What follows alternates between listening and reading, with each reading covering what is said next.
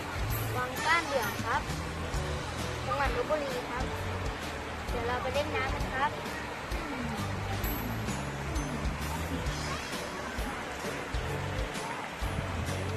น้ำใสมากเลยค่ะ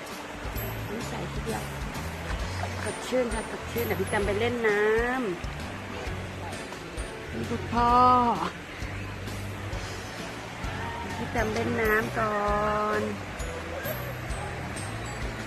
น้องอยู่ไหนนะ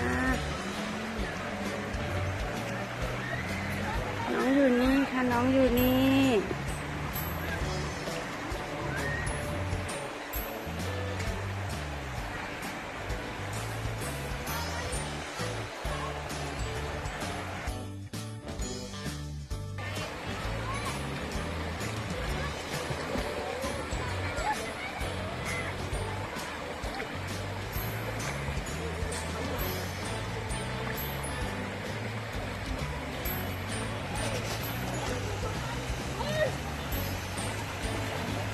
พี่แตมเล่นน้ำน้องทำอะไรนะน้องทำอะไรนะน้องไม่ชอบเล่นน้ำหรอคะน้องอ่ะไหนน้องที่น้องทำอะไรอุ้ยน้องนี่มีแมลงด้วยนี่น้องดูแมลงไหมคะน้องทำอะไรน้องทำอะไรนี่น้องไม่ชอบอ่ะลูกเหรอน้องไม่ชอบ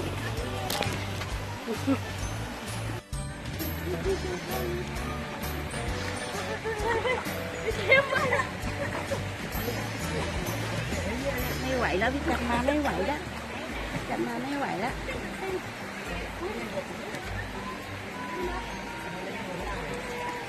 น้องก็อยากเล่นน้องอยากเล่นไหมคะน้องอยู่ไหนป้าเอ๋น้องอยู่นี่ค่ะน้องอยากเล่นน้ำไหมคะ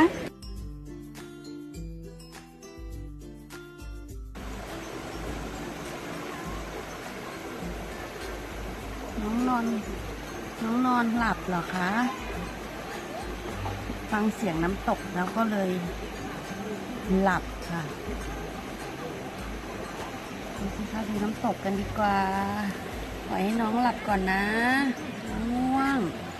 ดูบรรยากาศน้ำตกนะคะพี่แตมไปเล่นน้ำตรงนู้นพี่แตมไปเล่นน้ำ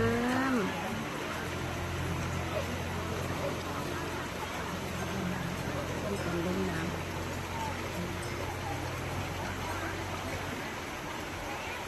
บรรยากาศดีมากเลยค่ะแมลงผีเสื้อแมลงปอเดี๋ยวเราค่อยกลับมาดูน้องอีกทีน้องจะตื่นไหมนะน้องเพลินน้องกำลังเพลิดเพลินกับเสียงน้ำตก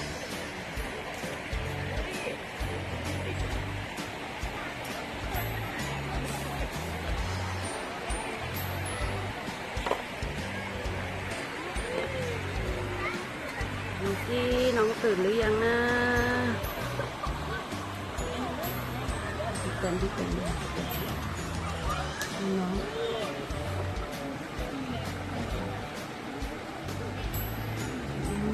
้องยังไม่ตื่นเลย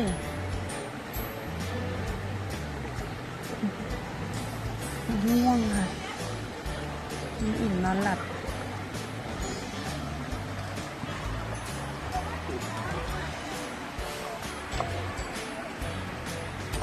คุณพ่อ